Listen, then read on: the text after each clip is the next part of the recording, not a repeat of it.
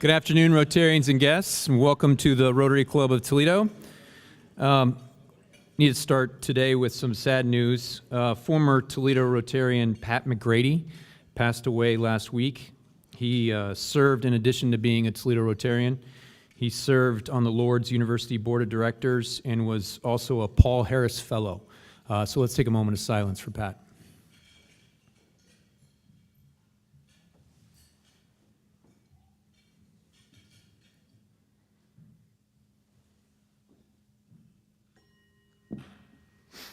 As we begin our meeting, I'd like to thank and acknowledge this month's sponsor, the Area Office on Aging and Rotarian Justin Moore.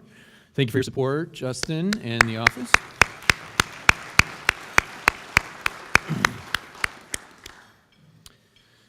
All right, let's take a quick moment and we'll get the, see if we can get the, there we go.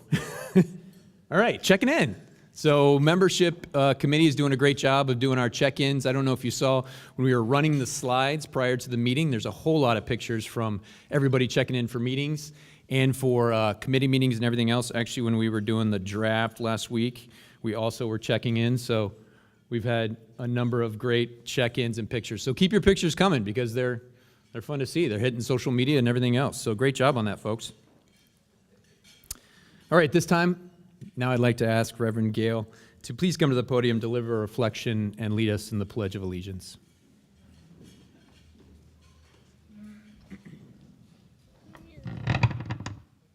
Good afternoon, everybody.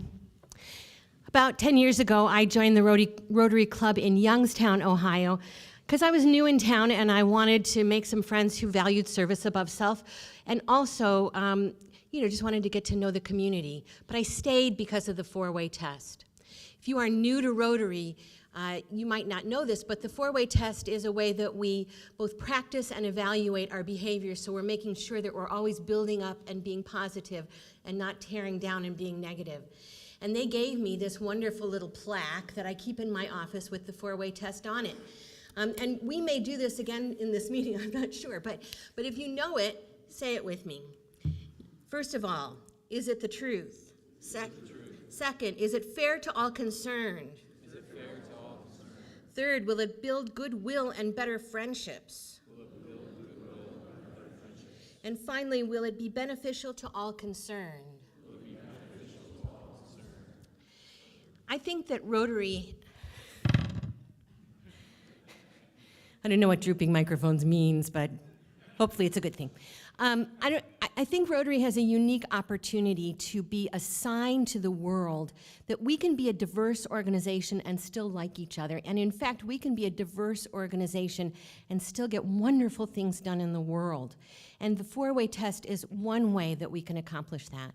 So let's pray that we are faithful to that four-way test as a club, but also that we live it in our daily lives. Amen. I pledge allegiance to the republic for which it stands, one nation, under God, indivisible, with liberty and justice for all.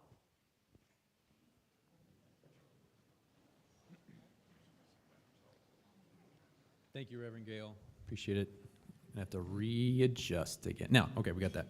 Thank you, Reverend Gail. Appreciate it. All right, so Wynn Hall will be doing the four-way test in 2 weeks. So we're going to skip that part today, Wynn. I promise you'll be back up here September 12th or whatever date that is. Does anyone have any guests today that they would like to introduce that they've brought to the club today? Please come forward with your guest to the microphone. Zach's got in the middle of the room, and he'll be able to introduce them. Mr. President, I have Pat Gorey, who is very big with the Vassar outing, which I'll be talking about a little bit later. Welcome, Pat. And the Sylvania Club. Yeah, I was going to say, Pat's a Sylvania Rotarian. Any other guests today? No, that's it? Okay, excellent, great, thank you. Julie Woods, the Environmental Services Vice Chair, would you please come to the stage so you can give us a reminder about Litter League?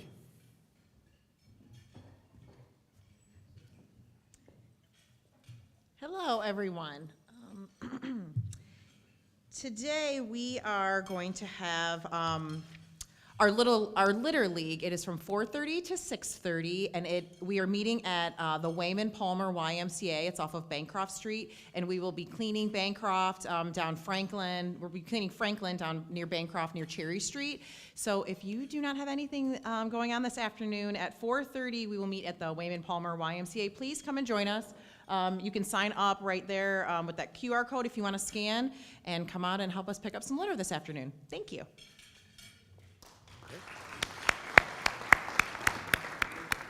I think I saw a number of people had already signed up, but definitely more people get out there if you can. We're going to want to know what our results are when we find out about the standings again at some point with the Litter League.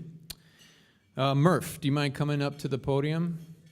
Murph, come to the stage. Please tell us a little bit more about the Vassar Memorial.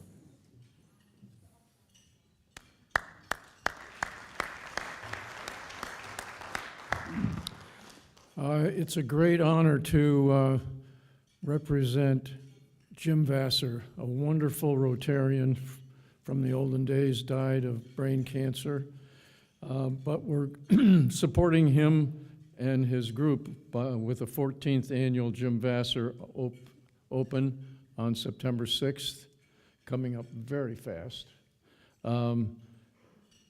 Every year, the wonderful tournament raises about $15,000, and and the money is distributed to the Rotary Club, to the Brain Tumor Association, and to ProMedica, which was very dear to Jim's heart.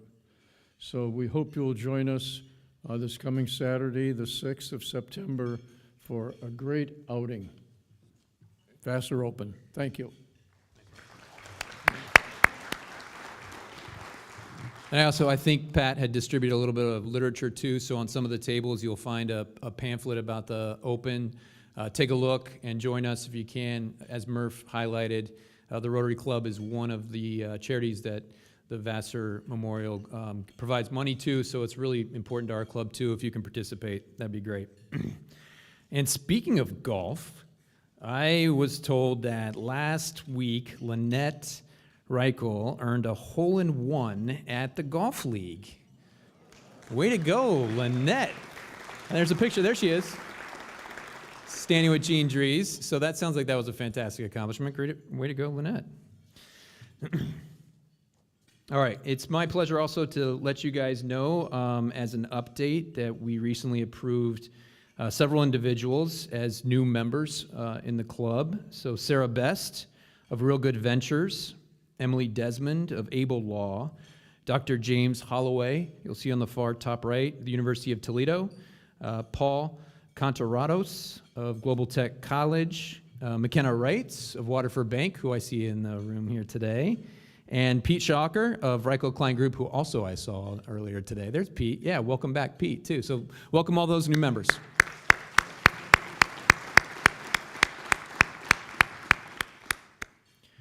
All right, great. Let's get today's program. Introducing our esteemed guest today is our own Assistant Governor, Jim Spanbauer. Jim is a current member and the former president of the Waterville Rotary Club. He's also a retired lieutenant colonel from the Air Force. Jim, please come to the stage and introduce our guest. We appreciate it.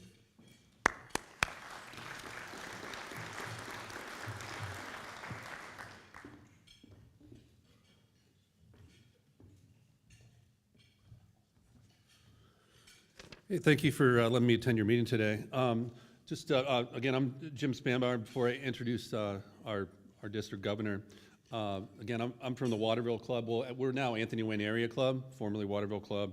And just to let you know, so Area 3, the area that I serve is Toledo, Rotaract, Reynolds Corner, Northwood, Oregon, and Perrysburg. So along with Todd Kramer, he's Area 4 governor. He represents Maumee, Anthony Wayne, Sylvania, and Bowling Green. So what we do is that between the two of us, we facilitate a group of President's Council monthly, and we serve all those clubs in the greater Toledo area. And hopefully from that, we share ideas, and then we collaborate on service events, and then hopefully help Pam reach her vision and her goals. And to no further ado, Pamela Brumbaugh, our district governor. Pamela Brumbaugh has been a committed Rotarian since 2007 in her hometown of Sandusky, Ohio. Professionally, she is a licensed social worker with a master's degree in nonprofit management and leadership, and a certified dementia practitioner and trainer. She brings over 30 years of leadership experience working with nonprofits and vulnerable populations. Early in her career, Pamela served as the director of Erie County Victim Assistance Program, where she worked with the victims of violent crimes, expanded the staff from 1 to 8, and built a strong core of volunteers. She also developed and implemented new support programs while working with a local domestic violence shelter. Since 2015, Pamela has worked alongside her husband, Michael, at Brumbaugh Estate Planning and Elder Law. She supports families navigating memory-related issues and helps lead the firm in growth and client services. Throughout her career, Pamela has held leadership positions on numerous community boards and currently is active with both the Alzheimer's Association and her local community foundation. In Rotary, Pam served as the club president of Sandusky from 2016 to 2017, club program chair, and helped launch the Membership Orientation Committee, and a lasting literacy project for newborns in partnership with the Sandusky Library and Firelands Hospital. She also chaired the club scholarship committee and led 2 diaper drives for Heartbeat. On top of her club activity at the district level, she chaired the grants committee for 2 terms. She served as an assistant governor for Area 12 for 2 years. She is a 7-time Paul Harris Fellow and has attended 4 Rotary International Conventions and multiple zone events. She leads with courage and compassion, reflecting the 2025-2026 Rotary theme, Unite for Good, and embracing the spirit of ROAR, a call to be bold, to speak up, and to lead with impact. Her Rotary journey is fueled by service, strengthened by collaboration, and grounded in a belief that together we can create a future that's more inclusive, compassionate, and strong. So I'd like to introduce Pam Brumbaugh.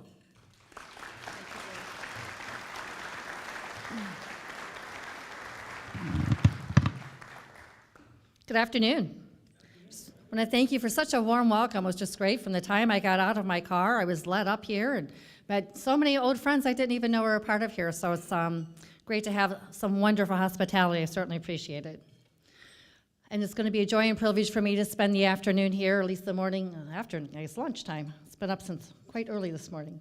But so many of you show up and serve and make real change in your community. It's great to see all the things you do and hear about all the wonderful things going on in Toledo.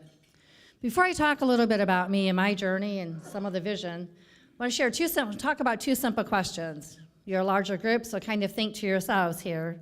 And heard a little bit from Gail when she was up here on stage. But first of all, just take a moment to think about, why did you join Rotary? And when you think about it, a lot of the things I hear are networking, new to the community, I want to meet people. Some of us were told by our job we had to join Rotary. I don't know that we see as much of that anymore. Fellowship, and a way to give back, are some of the reasons that we join. But more importantly, it's not why do we join, but think about, why do you stay? Why do you return? Why do you come back? So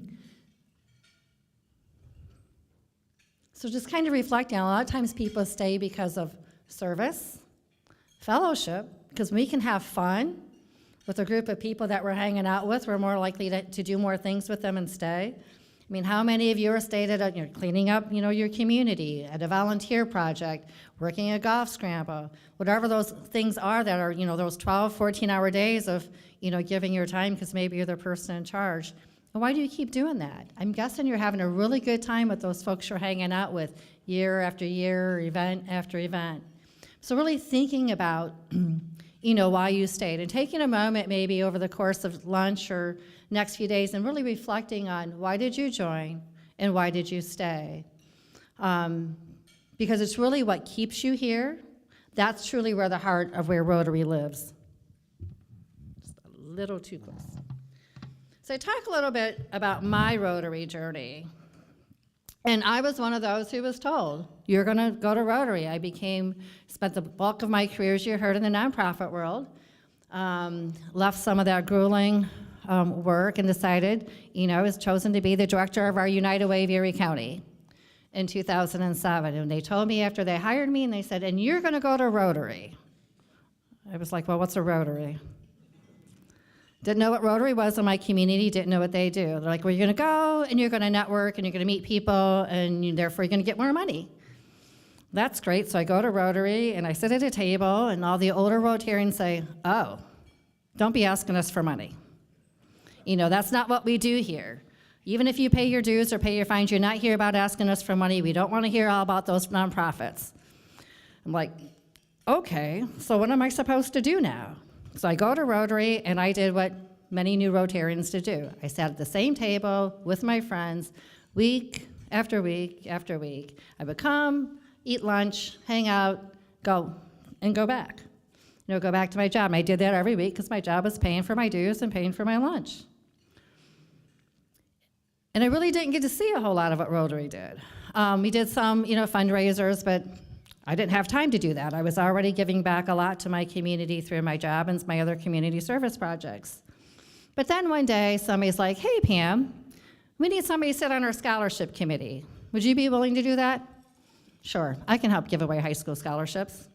And it was fun. I had no idea what some of the youth were doing in our community, so it was really nice to get involved and see what some of those challenges were for those kids.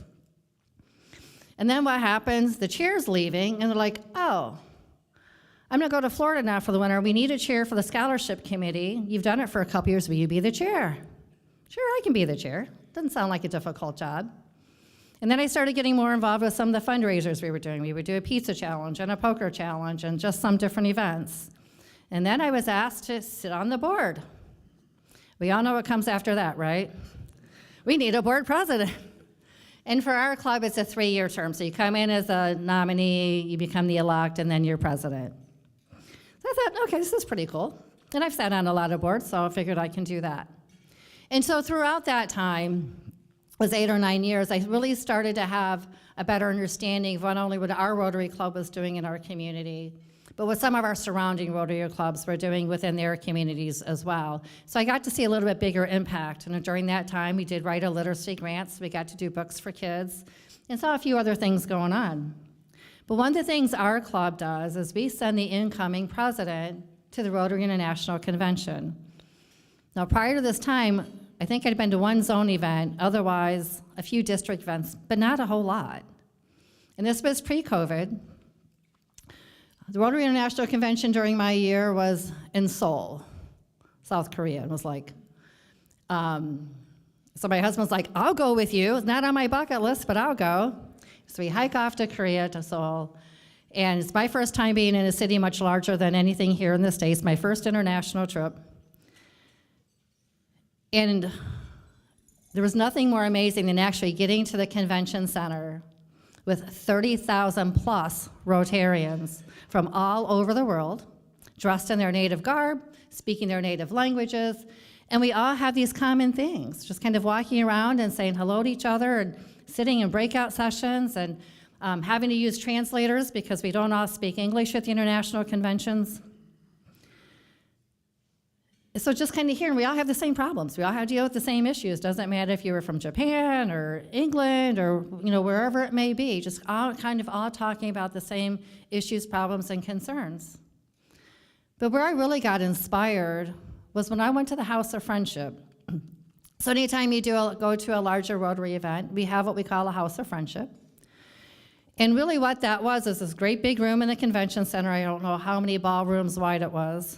But we walked in there, and I was just in awe because I had no idea at that point in time all the different things, all the different opportunities, all the different passions that Rotarians had all around the world. So by that time, I was working with my husband, so learning a lot more about things like dementia and Alzheimer. In the first section we walked in, I bet were like 5 booths. From different clubs from around the world addressing Alzheimer's and dementia in their communities, their fellowship groups, their Rotary action groups. My husband's like, I didn't know Rotary did this. I'm like, I didn't either. But then to walk through and see, oh my goodness, this club in this country is doing something for water because young girls, when they're menstruating, can't go to school because there's no sanitation and no clean hygiene. I thought, young girls who couldn't go to school for these reasons? That was really new to me. People helping young kids with cleft palates. I mean, just booth after booth, and seeing what Rotary was doing, I thought, if I hadn't drunk the Kool-Aid before, I definitely drunk it then. Because just to see what that impact was, I thought, oh my goodness. And then the fellowship groups. There's a wine fellowship, there's an RV fellowship, there's a bourbon fellowship, there's a motorcycle fellowship. Being involved in fellowships with people, again, all around the world who like to do the same thing you do, but at the end of the day, they all come together for the greater cause. And that's what Rotary can do around the world. And I thought, wow, this is something that really impacts me. This is something I truly want to be a part of. And I knew at that moment I belonged to a movement, something far greater than I could ever accomplish on my own. So for me, Rotary's become more than a commitment. It truly has become my community. When I look at my friends and the folks we hang out with, it's my Rotary family. It's, pretty much everybody in my life is a Rotarian. And Rotary truly is a place where people unite, not because we're all the same, but because we all share the same values. And I truly believe, had one person not asked me to join a committee, when I left United Way, if I had not gotten involved, I would have left Rotary. And sometimes we don't think about what that little bit of an invitation is and how it can keep somebody around. So this year's Rotary national theme is Unite for Good, and I talk about the power to roar. The international theme is simple and strong, because when you think about it, unite for good. It's not just a motto, but it's a mindset, it's a movement. It means we don't have to agree on everything to work together. We're so many people in this room. Imagine if y'all had to agree on something. We're all different. We bring different ideas, different visions, different opinions. We come from different backgrounds. We want to bring all those differences to the table. And from all those differences, we can use all of that information to build something better in our communities. It also means, when we think about Unite for Good, it means we lead with service. We leave our egos at the door. Unite for Good reminds us that Rotary is not just a solo act. It's a symphony of service powered by everyday people doing extraordinary things. I remind myself every day the letter I is not in team. We all really need to work together to get so many things done. Your club has come together to do so many great things for your community, way more than any one of you could have done individually, or a lot more than your organization could have done individually. And it's for all these reasons I chose Roar as my personal theme for the year. Roar is about finding your voice. And one of the reasons I chose Roar was because for a year I spent one night a month talking to other president-elects as they were getting ready for their big year. And listening to them express their goals, their concerns, their fears. Now, mind you, they were all very successful already. But I heard things like, oh my goodness, what if I forget to do something at the board meeting? What if I do something out of order? What's my club gonna think? What if I wanna introduce a new concept?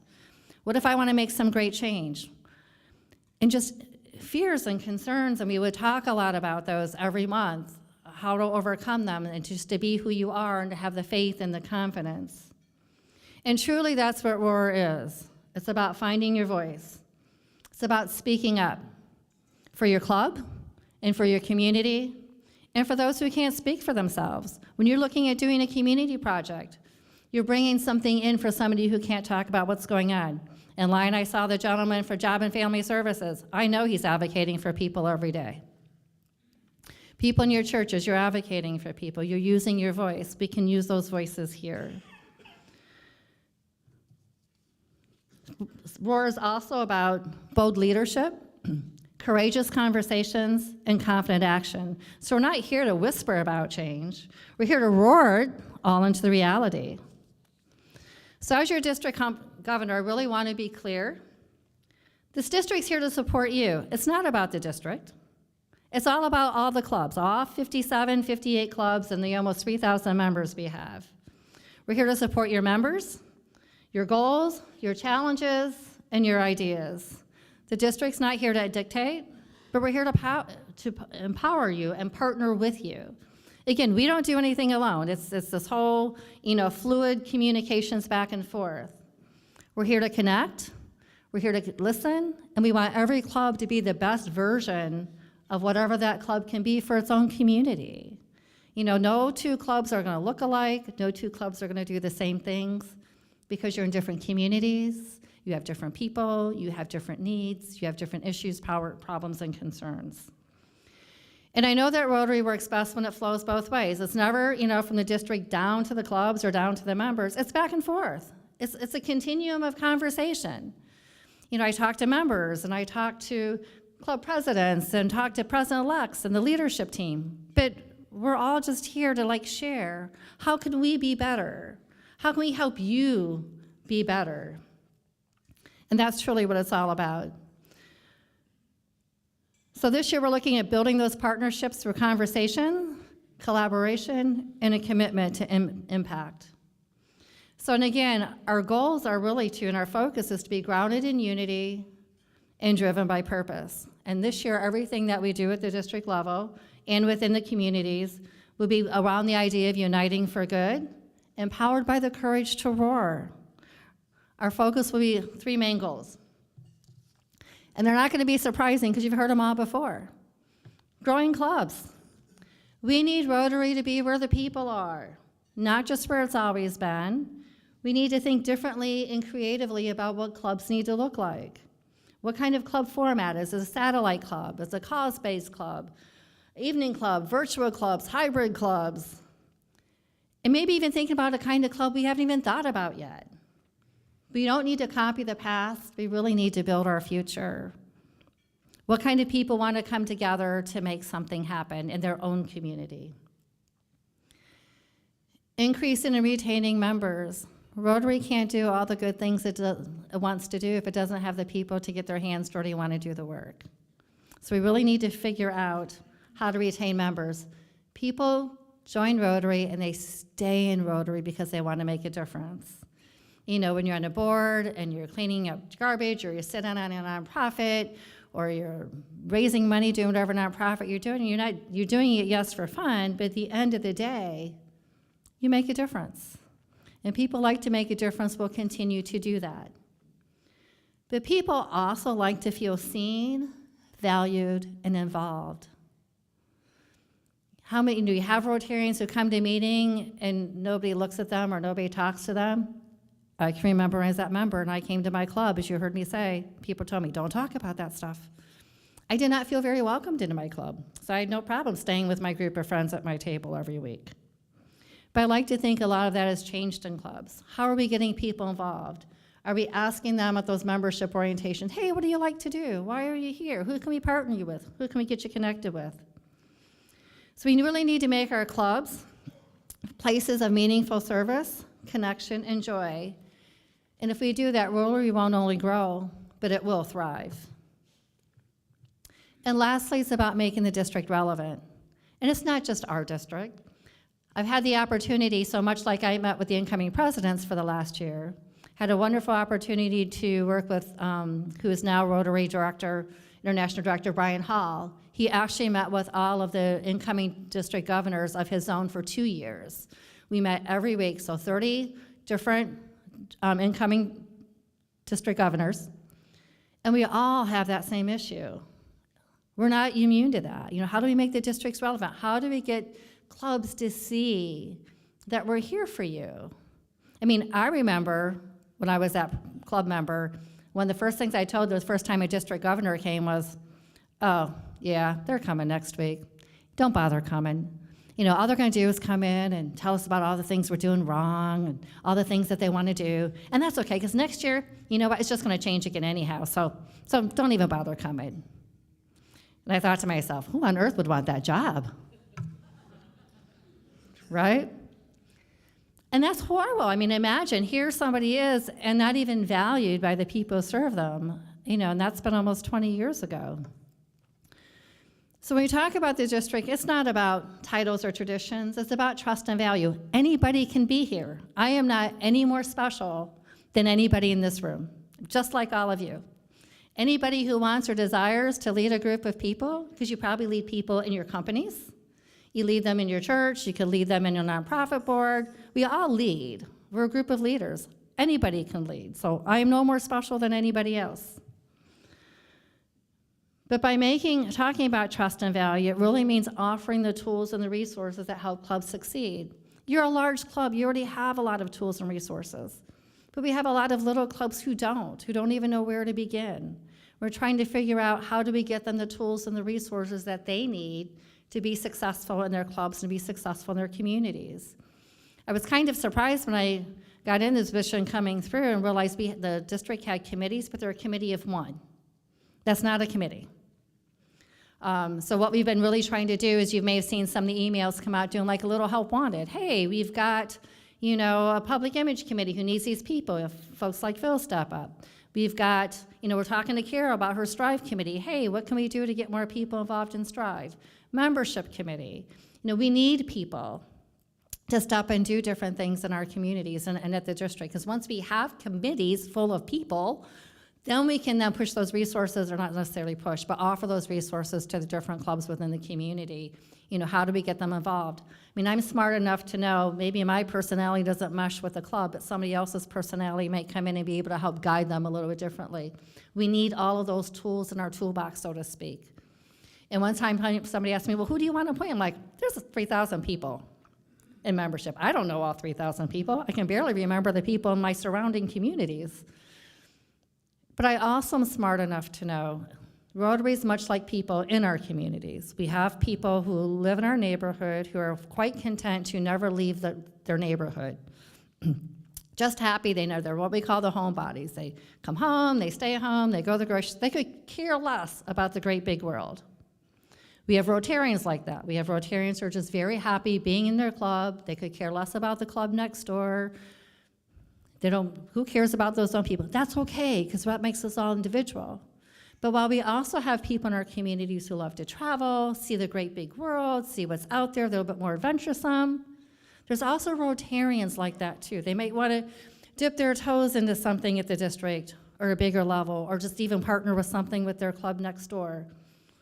But how would they know there's that opportunity if we don't tell them? Like, hey, here's some opportunities. If you want to check it out, feel free. And if you try it and you don't like it, so be it.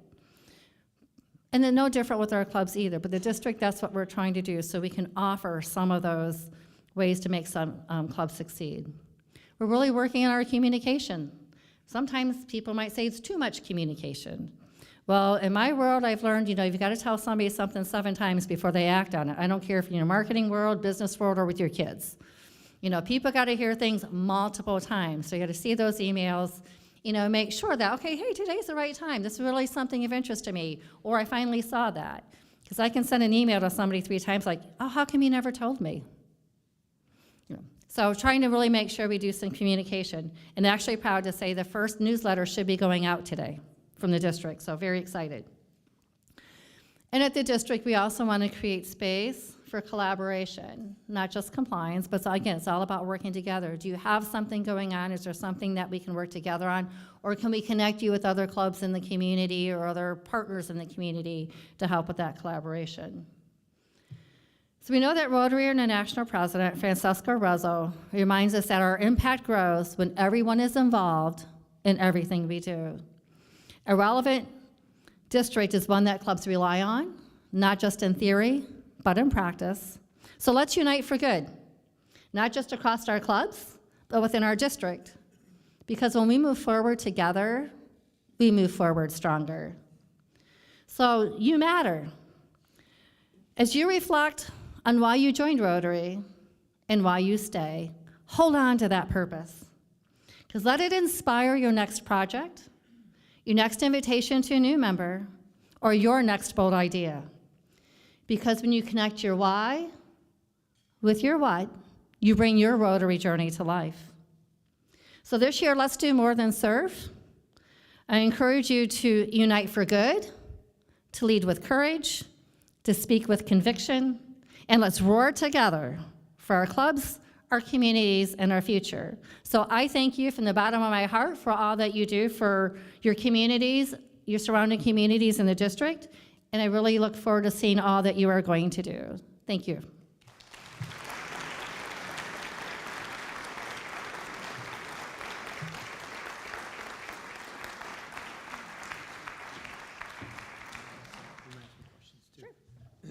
Does anyone have any questions? Anybody want to address anything with the, underneath the camera, okay. One question I had, District Governor, was, can you tell us about any like things that right now the district is collaborating, because you were talking about collaboration, is collaborating on with like other districts? Because we talk a lot about the environmental issues and the Lake Erie issues, and I wasn't sure if you could give us kind of a update or primer on some of that with the district. Just a little bit. Had some communications with Adam Cassie, who's working with, and I don't know the district numbers off my top of my head, but actually 2 districts. We've got a meeting later in September to talk a little bit more about the next steps with the Clean Water Project. So it's kind of see how we're doing that. And then certainly with some international, so we do some global grants, so different times we're asked to partner in with those. And different, so we always kind of keep our door open to see if somebody's looking for some support from the district to support those initiatives and endeavors. Carol? Hi, Pam. I just have a comment, and by the way, thank you for all your kind words for our club. Very much appreciated. And I have heard your slogan of roar so many times recently, and I just now realized when you put your finger over the T and the Y of Rotary, you get roar. So I don't know if you did that on purpose, but that was brilliant. I did not do that on purpose. I was actually just looking for, I'm a fan of Katy Perry's, but the song just means a lot. So the whole, nobody's gonna hold me down, I'm gonna get up and show you who's the boss. All right. But that is clever, thank you. Thanks, Pam. Oh, nice. Mark just announced the newsletter came out at 12:40, so very timely on that part of Very it too. timely. Well, District Governor Pam, we really appreciate your time today, and thank you for your presentation.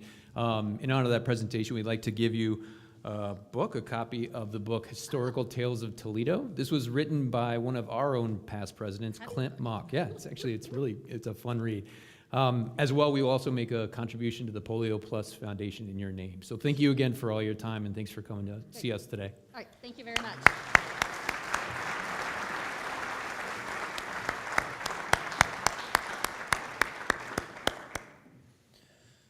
Great, excellent. Okay, so we will be off next week, as we already kind of talked about a little bit in honor of Labor Day. Join us the following week, September 8th. That's when Wynn Hall is going to do the four-way test for us. Thanks, Wynn. And we'll be joined by Tucker Rossmessler and Rania Romero of International Samaritan. They're going to talk to us about the important work that they do in Tegucigalpa, Honduras. Always takes me a second to get that one. Tegucigalpa, Honduras, which will be a great presentation. I'm looking forward to that one as well. There are several committee meetings today. Youth Services will be in Summit A. Disability Services is meeting in Summit B. And Community Services, I think, is still meeting in Summit C. As District Governor Pam reminded us, please go out and unite some folks for good. Thank you. We are adjourned.